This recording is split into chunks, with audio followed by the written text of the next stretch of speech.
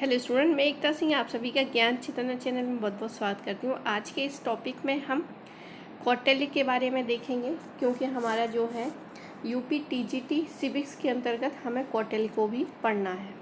तो देख लेते हैं, इसमें हिस्ट्री भी हमारा कवर हो जाएगा। थोड़ा सा कौटिल्य से रिलेटेड जो भी इम्पोर्टेंट फैक्ट हैं वो भी यहाँ पर कवर होने वाले हैं। तो शुरू करते हैं। ये यूपी टीजीटी के लिए है। प्राचीन भारतीय राजनीतिक चिंतन का जनक जो है, मतलब अगर हम देखें तो एंशियन इंडिया में राजनीतिक चिंतक का जनक माना जाता है। किसको? कौटिल्य को माना जाता है। इनका जन्म देखें तो ईसा पूर्व, मतलब ईसा मसीह के से पहले, ईसा मसीह के जन्म से पहले 4वीं शताब्दी में प्राचीन भारत की ऐतिहासिक नगरी यानी आर्यवर्त के वैभव संपन्न मगध साम्राज्य में हुआ था। इनके बचपन का नाम विष्णुगुप्त था। तो यहाँ पर इनके बचपन का नाम जो है वो एग्जाम में बहुत पूछा जाता है कि विष्णुगुप्त था, कौटिल्य था, चाणक्य था, ये भी सारे उन्हीं के ही नाम हैं। आगे देखते हैं। पाटलिपुत्र के नंद राजा ने कौटिल्य का अपमान किया। ठीक है, तो कौटिल्य क्या है, इनकी दरबार में जाते हैं और नंद जो होते हैं राजा, वो इनका अपमान करते हैं और फिर यहीं पर क्या है, अपने बालों की जटा खोल लेते हैं, बाल खोल लेते हैं और जब तक नहीं बांधते, जब तक कि नंद राजाओं का पतन नहीं कर देते। इससे क्रोधित होकर कौटिल्य ने नंद वंश के समूल नाश की प्रतिज्ञा ली थी। अंतोगत्वा चंद्रगुप्त मौर्य को प्रधानमंत्री बनाकर नंद वंश को जड़ से उखाड़ फेंका और महान मौर्य साम्राज्य की नींव डाली। अगला है अर्थशास्त्र रचना और स्वरूप। तो अर्थशास्त्र ये इकोनॉमिक्स से संबंधित नहीं है, ये राजनीति से संबंधित है, ग्रंथ है। तो इसको भी आप याद रखेंगे। और ये किसके द्वारा लिखा गया है? कौटिल्य के द्वारा। अर्थशास्त्र की रचना गद्य मतलब होता है मतलब किसी कविता फॉर्म में ना होके सिंपल उसके अर्थ को लिख दिया गया। तो गद्य फॉर्म में भी एवं पद्य, गद्य और पद्य दोनों में है अर्थशास्त्र। इसमें 15 अधिकरण हैं और 115 जो हैं वो अध्याय हैं और 180 क्या है, प्रकरण है। तो 15 अधिकरण 150 अध्याय, 15 अधिकरण 150 अध्याय और 180 प्रकरण है। पहले 5 अधिकरणों में राज्य के आंतरिक प्रशासन पर प्रकाश डाला गया है। 6 और 13 जो है अधिकरणों में राज्य के वैदेशिक, मतलब उसके जो भी वैदेशिक संबंध है उसकी विवेचना की गई है। तो यहाँ पर राज्य के आंतरिक मतलब राज्य, एक देश के अंतर्गत जो भी प्रशासन चलता है, किस प्रकार से उस समय चलाना चाहिए, क्या क्या जरूरत है, इन सब का उल्लेख हमें मिल जाता है पहले 5 अधिकरणों में। बाद के जो 5 से 6 और 13 तक विदेश नीति से संबंधित है, किस प्रकार हमें विदेशों यानी हमारे राष्ट्र पड़ोसी राष्ट्रों के साथ किस प्रकार की संबंध रखने चाहिए, कि क्या क्या जरूरत है, उन सब की विवेचना की गई है। और जो शेष अधिकरण है वो राज्य के अन्य विषयों की भी चर्चा की गई है कि विदेश नीति के अलावा भी और क्या क्या चीज़ें हैं, उन सब की चर्चा हमें शेष जो 2 है उनमें की गई है। अर्थशास्त्र में सरकार के 34 भागों का उल्लेख है। कितने भागों का उल्लेख है? तो 34। एग्जाम की दृष्टि में ये इम्पोर्टेंट फैक्ट है कि अर्थशास्त्र में सरकार के कितने भागों का उल्लेख है? तो 34। आगे है अर्थशास्त्र के चिंतन की परंपरा। देखें तो मतलब अर्थशास्त्र जो लिखा गया है वो कौन सी परंपराओं के आधार पर लिखा गया? तो बृहस्पति अर्थशास्त्र के प्रणेता माने जाते हैं। उनके अनुसार धरती पर अर्थ ही जो है प्रधान पदार्थ है। अर्थ ही क्या है? प्रधान पदार्थ है। कौटिल्य द्वारा प्रतिपादित अर्थशास्त्र में ही इसी अर्थ प्रधान चिंतन का प्रतिनिधित्व किया गया है। धर्म व काम की उपलब्धि इसी अर्थ पर आधारित है। कौटिल्य के अनुसार अर्थ का अभिप्राय है मनुष्य में बसी भूमि से है। तो कौटिल्य कहते हैं कि जो अर्थ है, अर्थ क्या है? मनुष्यों से बसी एक ऐसा क्षेत्र जिसको भूमि कहा है।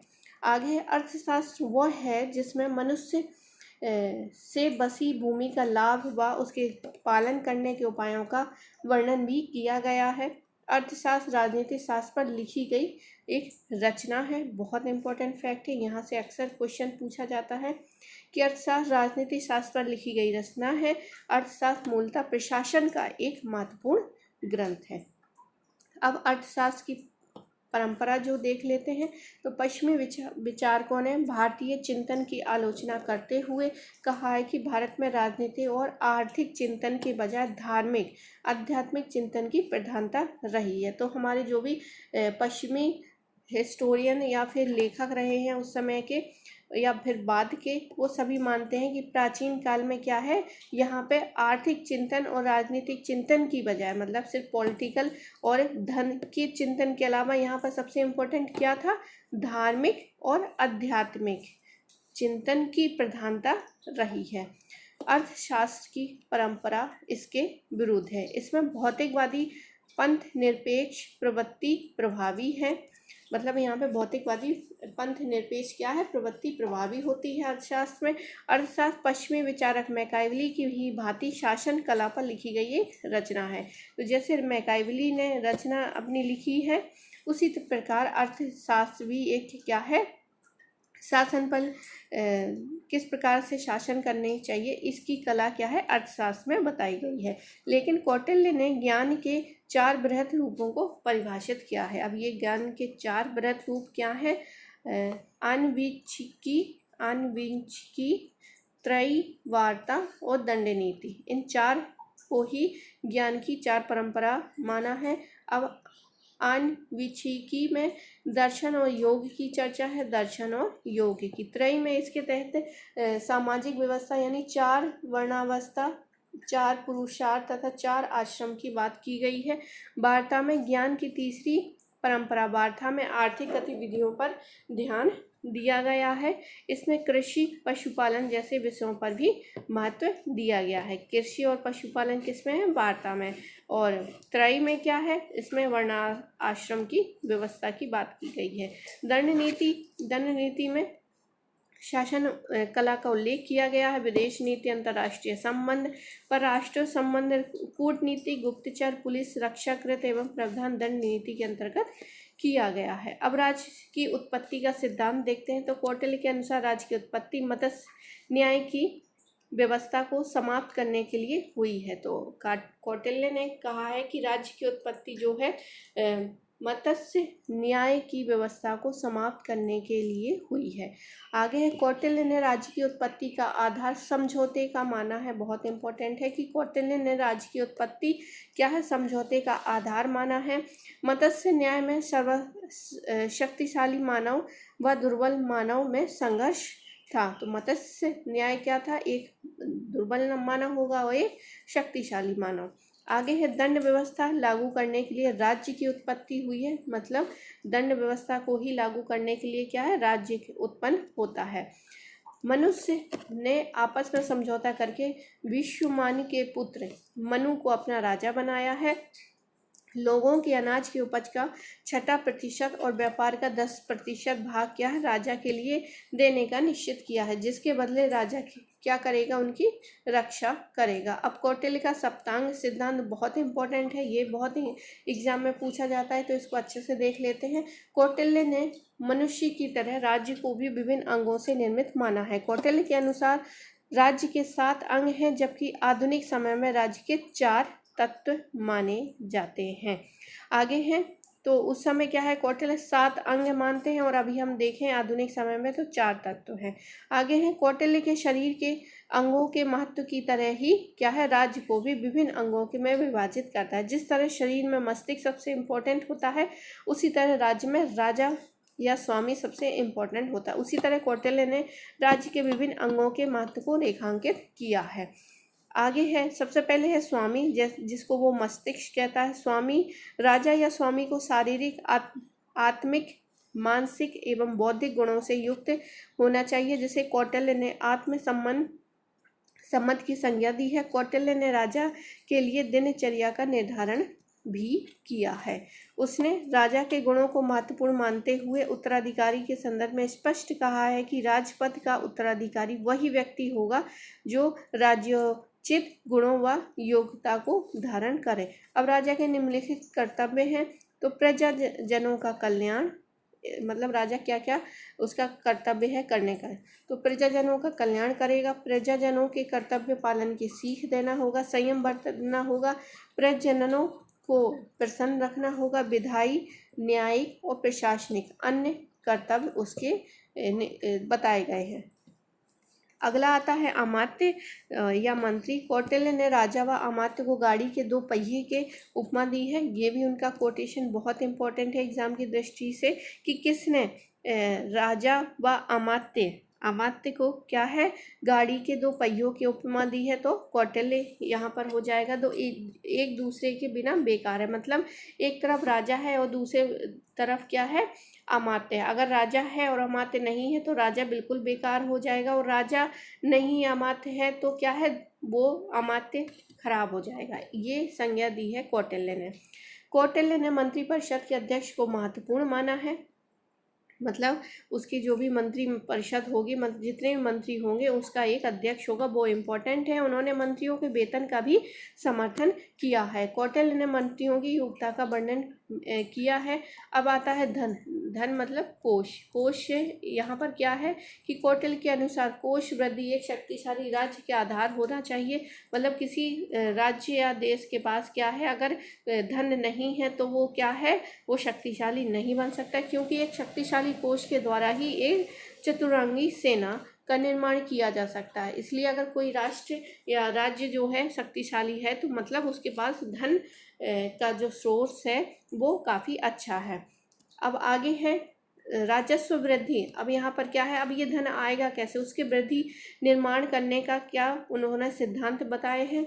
राजस्व वृद्धि के लिए कौटिल्य ने निम्नलिखित सिद्धांतों का निर्माण किया है। नंबर 1 है परिपुष्टि सिद्धांत। परिपुष्टि सिद्धांत जो है कौटिल्य के अनुसार धन की प्राप्ति उद्योगों पर करारोपण द्वारा ही होती है, लेकिन शैशव काल या आरंभिक काल में ही कर नहीं लगाना चाहिए, बल्कि उनके संपूर्ण विकास पर ही करारोपण होना चाहिए। मतलब यहाँ पर ये बात कही गई है परिपुष्टि सिद्धांत के अंतर्गत धन जो है वो उद्योगों के माध्यम, मतलब जो भी उद्योग हैं उन पर कर लगाकर प्राप्त किए जा सकते हैं। पहली बात, अब ये कर कब लगाने चाहिए, क्या जब उद्योग स्थापित किया तभी से कर लगा देना चाहिए, तो वो अर्थशास्त्र कहता है कि नहीं, जब कोई उद्योग स्टार्ट होता है तब नहीं लगाना चाहिए, उसके बाद जब वो पूर्णतः स्थापित हो जाएगा, अच्छी तरह से काम करने लगेगा, उसके बाद ही क्या लगाना चाहिए, टैक्स या फिर करारोपण करना चाहिए। अब दौर्लभ्य का सिद्धांत देखते हैं। कौटिल्य के अनुसार ऐसी दुर्लभ सामग्री जो राज्य के लिए अत्यधिक उपयोगी हो उस पर क्या कर देना चाहिए, टैक्स लगा देना चाहिए। तो कौटिल्य कहता है कि राज्य के लिए बहुत उपयोगी वस्तुओं पर भी टैक्स लगा देने से क्या है, राज्य को क्या मिल जाएगा, कोष मिल जाएगा। आगे है कर मुक्ति का सिद्धांत। तो यहाँ पर तीसरा बताता है कि कर मुक्ति के सिद्धांत में कौटिल्य के अनुसार जीवन के ऐसे विशेष कारण होते हैं, मतलब जीवन में ऐसे विशेष कारण या कॉज होते हैं जिससे अत्यधिक महत्व के कारण कर मुक्त रखना चाहिए। मतलब कुछ ऐसे कारण होते हैं जिनमें क्या करना चाहिए, हमें उस चीज़ को कर मुक्त रखना चाहिए। जैसे विशेष संस्कार, जैसे कोई संस्कार होता है तो उस पर टैक्स नहीं लगना चाहिए, बिल्कुल मुफ्त होना चाहिए। ठीक है, व्रत, किसी प्रकार का भी व्रत हो तो उस पर टैक्स नहीं लगना चाहिए, कोई भी यज्ञ हो तो टैक्स नहीं लगना चाहिए, दान हो तो टैक्स नहीं लगाना चाहिए। ये सारे के सारे क्या होने चाहिए, फ्री होने चाहिए। आगे है दंड। अब दंड किस प्रकार से है, तो प्राचीन भारतीय चिंतन को दंड नीति कहा गया है। अपराध के अनुसार दंड दिया जाना चाहिए, गर्भवती स्त्रियों को दंड नहीं दिया जाना चाहिए। वर्ण अवस्था के अनुसार दंड देने की व्यवस्था थी, अर्थात एक ही अपराध के लिए कौटिल्य ने ऊंचे व्यक्तियों को कम दंड देने का समर्थन किया है। कौटिल्य ने दैहिक, कायिक व आर्थिक दंड का भी समर्थन किया है। दंड मतलब जो भी दंड है उसको के अंतर्गत सेना को भी शामिल किया गया है। इसके अंतर्गत हाथी, घोड़े, रथ, पैदल, चतुरंगी सेना आती है। मतलब हाथी, घोड़े, रथ और पैदल जिनके पास जो भी सेना इसमें सम्मिलित है उन सबको भी दंड देने के अंतर्गत रखा गया है। अब आती है बात दुर्ग, जहाँ मंत्री, अमात्य या राजा मिलकर क्या करते हैं, कोई किसी चीज़ के लिए व्यवस्था करते हैं, अपने राज्य के लिए अच्छी व्यवस्था करते हैं, तो उसके लिए एक दुर्ग होना चाहिए रहने के लिए भी और उसमें मीटिंग करने के लिए। तो कौटिल्य ने सप्तांग सिद्धांत में दुर्ग का आशय राज्य की राजधानी है, तो वो यहाँ पर बताता है कि राज्य की राजधानी को ही उसने क्या है, दुर्ग बताया है। मतलब एक राज्य हो, उसकी राजधानी हो, इस तरह से। दुर्ग को शासन के 4 समान भागों में विभक्त किया गया है। कौटिल्य के 4 प्रकार के दुर्गों की विवेचना की है। पहला है औद्योगिक दुर्ग। कौटिल्य कितने प्रकार के दुर्ग बात कर रहा है, 4 की। पहले है पानी से घिरा हुआ, मतलब चारों ओर क्या है, पानी घिरा होना चाहिए। और फिर यहाँ पर क्या होना चाहिए, दुर्ग होना चाहिए, जिससे बाहरी आक्रमण जल्दी नहीं हो पाएगा। अगर होता है तो हम यहाँ से क्या है, कोई व्यवस्था अच्छी सी कर लेंगे। तीसरा बताता है पर्वत दुर्ग, यानी पर्वत श्रेणियों से घिरा हुआ। मान लीजिए कोई एक पर्वत श्रेणी है और यहाँ पर क्या है, दुर्ग बना दिया जाए। ठीक है, दुर्ग बना दिया जाए, जिसके कारण भी क्या है, हमारे जो आक्रमण है वो बहुत आसानी से नहीं हो पाएंगे और सुरक्षित रहेगा। तीसरा है मरुस्थल प्रदेश में स्थित, मतलब मरुस्थल प्रदेश में स्थित जो दुर्ग हैं उस तरह के बात करता है। और चौथा जो है वो है वन, मतलब बीहड़ जंगलों में, बिल्कुल घने जंगलों के बीच में क्या होना चाहिए, दुर्ग होना चाहिए। वो 4 दुर्गों की बात करता है। आगे है प्रत्येक भाग का नियंत्रण, मतलब नागरिक नामक अधिकारी करता था। तो प्रत्येक जितने भी भाग हैं इसमें, उन सबका कौन था, तो नागरिक नामक अधिकारी उस पर नियंत्रण करता था। अब आता है जनपद। तो जनपद जो है कौटिल्य के अनुसार जनपद प्रशासन की एक ही, मतलब प्रशासन जो राज्य है उसकी ही प्रशासनिक इकाई थी। जनपद की सबसे छोटी इकाई ग्राम थी। 10 गांवों को मिलाकर संग्राहक नामक बड़ा गांव और 200 गांवों को मिलाकर खारटिक नामक नगर विशेष तथा 400 गांवों के मध्य द्रोणमुख नामक उपनगर विशेष और 800 गांवों के मध्य स्थानीय, मतलब निगम नामक नगर बसाना चाहिए। आगे है ग्राम की शासन व्यवस्था के संचालन हेतु ग्रामिक नामक अधिकारी की नियुक्ति होती है। तो ग्राम का प्रशासन चलाने के लिए किसकी नियुक्ति होती है, ग्रामिक की होती है। सीमा विवाद की स्थिति में समाधान ग्राम पंच ग्रामिक नाम का अधिकारी करता है। अगला क्वेश्चन देखते हैं, अगला देखते हैं। और 7वां जो है मित्र, मतलब एक राज्य के पास जो है मित्र होना भी आवश्यक है, तभी वो सप्तांग सिद्धांत कंप्लीट होगा। तो कौटिल्य के अनुसार राज्य की उन्नति के लिए एक विपत्ति के समय राज्य की सहायता के लिए मित्रों का होना बहुत आवश्यक है। इसलिए हमारे पास अगर कम मित्र बहुत ऐसे नहीं होने चाहिए, अविश्वास वाले नहीं होने चाहिए, विश्वास पात्र होने चाहिए, ताकि वो हमारी जो मुसीबत आए तो उसमें क्या हो, हमारी सहायता करें। आगे है कौटिल्य के सिद्धांत का अंतर्राष्ट्रीय पक्ष। तो मंडल सिद्धांत जो है अर्थशास्त्र के 6ठे अधिकरण के दूसरे अध्याय में कौटिल्य ने मंडल सिद्धांत का वर्णन किया है। मंडल का अर्थ है राज्यों का वृत्त। इसमें से कुल मिलाकर 12 राज्य होते थे। कौटिल्य के अनुसार अपने राज्य के विस्तार की इच्छा रखने वाला राजा विजिगीषु कहलाता था एवं भौगोलिक दृष्टि से उसका स्थान मंडल के मध्य में होता था। विजिगीषु के सामने लगा हुआ राज्य उसका शत्रु होता था, इसलिए वह अरि कहलाता था। अरि के सामने वाला राज्य जो है मित्र कहलाता था, क्योंकि विजिगीषु का उसके साथ मैत्रीपूर्ण संबंध होता है। तो यहाँ पर क्या है, 12 राज्यों कुल मिलाकर इन्होंने 12 राज्य होते थे। और इसमें क्या है, विजिगीषु के बाद मित्र वाला हो चुका था। अरिमित्र जो है 5वें नंबर के सामने वाला राज्य जो है मित्र कहलाता था, क्योंकि वह मित्र राज्य का मित्र होता था और इसी कारण विजिगीषु के साथ भी मित्रता होती थी। मित्र की सामने वाला राज्य जो है अरिमित्र कहलाता था, क्योंकि अरिमित्र राज्य का मित्र होता था। तो विजिगीषु के पीछे स्थित राज्य को पश्चिमग्रह कहा जाता था। यह भी अरि की तरह विजिगीषु का शत्रु होता था। पश्चिमग्रह के पीछे जो राज्य होता था उसे आक्रांदा कहा जाता था और गिशु का मित्र होता था। आकांदा के पीछे स्थित राज को पाषाणग्रहसार कहा जाता था, क्योंकि वह क्या है, पार्श्वग्रह का मित्र होता था। पार्श्वग्रहसार के पीछे स्थित जो है आकांदासार कहा जाता था, क्योंकि यह आकांता का ही मित्र होता था। तो इस तरह से क्या है, 12 जो है वो बताए गए हैं। इसको देख लेते हैं। विजिगुषु और अरि राज्यों की सीमाओं से लगे राज्य का मध्यस्थ राज्य कहा जाता था। यह राज्य क्या है, अधिक शक्तिशाली होते थे। विजिगोषु गीशु और उसके शत्रु के मध्य कहीं भी स्थित राज्य को उदासीन राज्य कहा जाता था।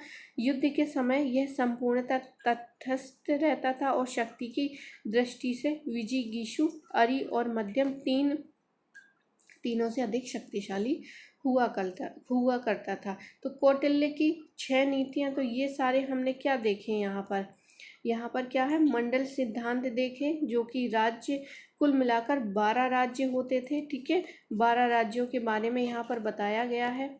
तो 12 राज्य में सबसे पहले हो गया विजिगुषु, फिर हो गया अरि, और फिर उसी के अरिमित्र हो गया, मित्र कहलाए, फिर अरिमित्र के साथ मित्र कहलाए, फिर उसके बाद अरिमित्र हो गया, अरिमित्र, फिर उसके बाद पाषाणग्रह हो गया, और फिर उसके बाद आक्रांता, और फिर पाषाणग्रहसार हुआ। तो ये सारे के सारे नाम हैं जो कि 12 है। मतलब किसके पीछे, सबसे पहले जो है विजिगुषु, फिर उसके बाद इस तरह से लगे हुए राज्यों को क्या नाम दिया गया वो यहाँ पर बतलाया गया है। कौटिल्य की 6 नीतियाँ हैं। अंतर्राष्ट्रीय राजनीति के विश्लेषण में यथावत को मुख्य माना है। राज्य की सुरक्षा एवं शक्ति के वृद्धि के लिए उसने निम्नलिखित 6 नीतियों का वर्णन किया है। सबसे पहले संधि, 2 राज्यों के परस्पर संबंध स्थापित होने चाहिए। मतलब किसी न किसी संधि के माध्यम से दोनों क्या हो जाएंगे, बंध जाएंगे, जिससे क्या है, एक दूसरे के राज्य क्या होंगे, सुख शांति से वहाँ की जनता व्यतीत करेंगे। मतलब दोनों आक्रमण नहीं करेंगे इस तरह से, या फिर कोई आक्रमण करे तो सहायता करे, तो ये संधि के माध्यम से भी हो सकता है। विग्रह, एक दूसरे की बुराई में संलग्न, यान मतलब आक्रमण, और आसन जो है विशेष परिस्थितियों की प्रार्थना में मौन बैठना। संश्रय मतलब दूसरे के आशय में स्वयं को समर्पण कर देना। दुधि भाव, एक राज्य की दूसरे भाव के साथ संधि। तो ये कुछ 6 नीतियां थी। आगे है 4 उपाय बताते हैं हम। बातें में कहते थे साम दाम दंड भेद, इन सब के माध्यम से हमें अपना काम निकलवा लेना चाहिए। साम दाम दंड भेद। तो साम क्या है, शांति एवं समझा बुझाकर काम निकालना। तो हमें जैसे वन व्यक्ति है, एक दूसरा व्यक्ति है, तो ये क्या करेगा, अपना काम निकलवाने के लिए सबसे पहले समझाएगा बुझाएगा। फिर दाम क्या है, अगर वो समझाने के बोलते ना कि भाई तू मेरा काम कर दे, ये है, समझा बुझा के कैसे भी करके, तो उसको बोलते हैं साम। अब दाम क्या है, दाम वही धन से संबंधित है। अगर चलो कोई समझाने बुझाने से नहीं मानता, तो हम क्या करते हैं, रिश्वत देते हैं। रिश्वत मतलब यहाँ पर हम धन देकर राज्यों को अपने पक्ष में कर लेते हैं कि चलो आप 2 लाख 3 लाख जितना भी है आप ले लो, और फिर क्या है, हमारे पक्ष में ही रह जाओ। तो ये हो गया दाम। अब दंड क्या है, किसी राज्य के विरुद्ध बल प्रयोग करना या आक्रमण करना। तो हम, अगर तुमने हमारी बात नहीं मानी तो हम तुम पर क्या कर देंगे, आक्रमण कर देंगे। तो ये हो गया दंड। तो अगर वो कमज़ोर हो गया तो झुक जाएगा, अगर नहीं होगा तो क्या हो जाएगा, वो आप पर भी आक्रमण कर देगा।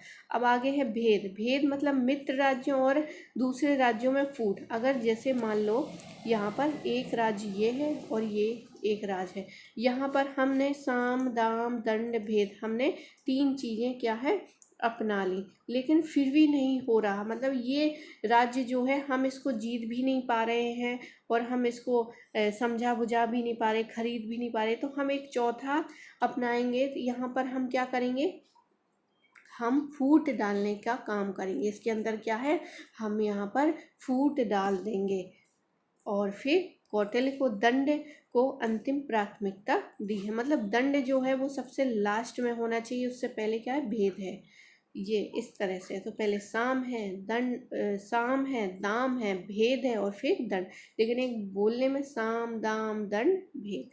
आगे है कौटिल्य के सामाजिक विचार। कौटिल्य के सामाजिक विचार क्या है? कौटिल्य ने मनु के समान ही वर्ण व्यवस्था का ही समर्थन किया है। कौटिल्य की वर्ण व्यवस्था मनु की तुलना में उदार है, क्योंकि उसने वर्णों के कार्यों के स्थानांतरण की चर्चा की है। मतलब उदार चर्चा करता है, मतलब बहुत कठोर नहीं है वो, एक वर्ण से दूसरे वर्ण में भी क्या है, स्थानांतरण की बात करता है। कौटिल्य ने पहली बार स्पष्ट रूप से महिलाओं को राज्य में उत्तराधिकार देने का समर्थन किया है। तो कौटिल्य ने स्पष्ट रूप से महिलाओं को उत्तराधिकारी होने की बात यहाँ पर कही है। अर्थशास्त्र के प्रशासनिक विचार देख लेते हैं।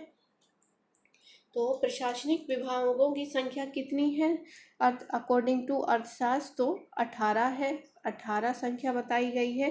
प्रशासनिक विभाग कौटिल्य के अनुसार 18 होनी चाहिए। कौटिल्य ने विधि व्यवस्था व न्यायिक नागरिक सुरक्षा के लिए राज्य को 2 भागों में बांटा है।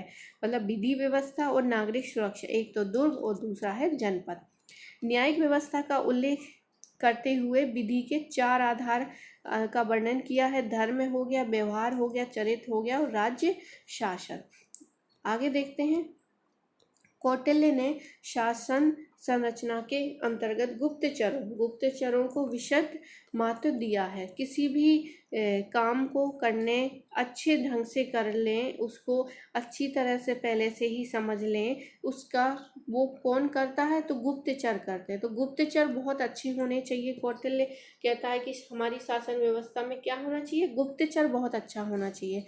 कौटिल्य ने 9 प्रकार के गुप्तचरों का वर्णन किया है।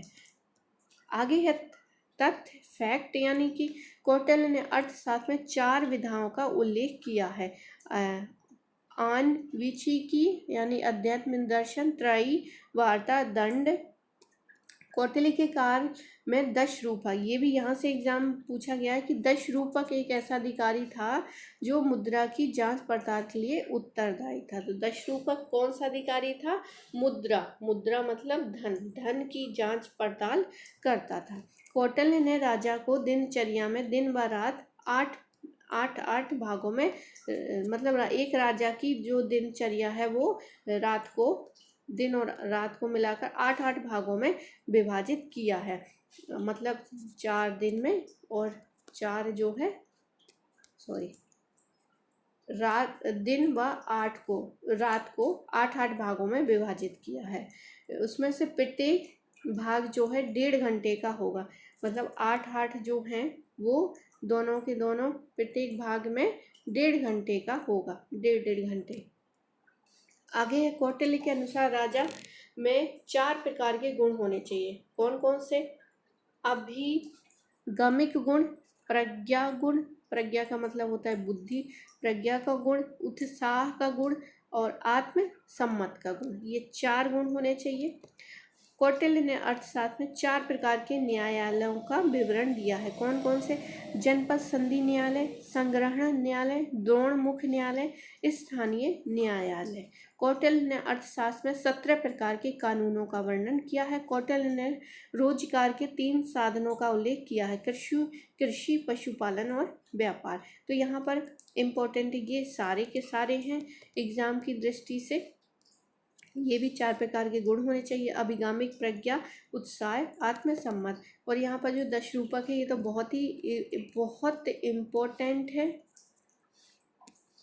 तो आई होप आपको ये वीडियो पसंद आया होगा। पसंद आया तो प्लीज़ लाइक करें, शेयर करें, सब्सक्राइब करें। मिलते हैं एक और वीडियो के साथ। जब तक के लिए आप सभी का बहुत बहुत धन्यवाद।